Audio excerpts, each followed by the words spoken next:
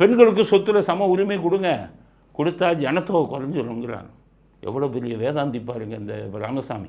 அதுக்கு தந்தை பெரியார் அவர்கள் பெண்களுக்கு சொத்திலே சம உரிமை என்ற நிலை வந்துவிட்டாலே மக்கள் தொகை குறைந்துவிடும் என்றார். ராமசாமி சொல்லியிருக்காரு, பெண்ணுக்கு இது சம உரிமை கொடுக்கணும். அவர் பொண்டாட்டிக்கே சம உரிமை கொடுக்கல. பொண்டாட்டி நாகம்மாவை வந்துக்கிட்டு கோயிலுக்கு போகாதன்னு ஆளுங்களை வச்சு ஃபாலோ பண்ணார். பொண்டாட்டி நாகம்மா வீட்டில் வச்சுருந்த சாமி படத்தெல்லாம் தூக்கி வெளியில் போட்டார்.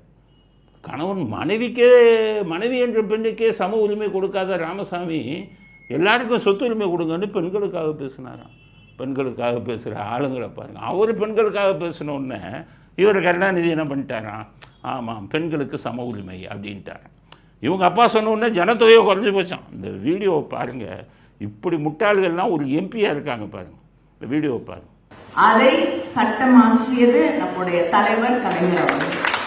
இன்று தமிழ்நாட்டுடைய மக்கள் தொகை குறைந்திருக்கிறது. பெண்களை கொச்சப்படுத்திய பூரா உன் திராவிட தலைவர்களும் திராவிட இதுதான் மாடலும்.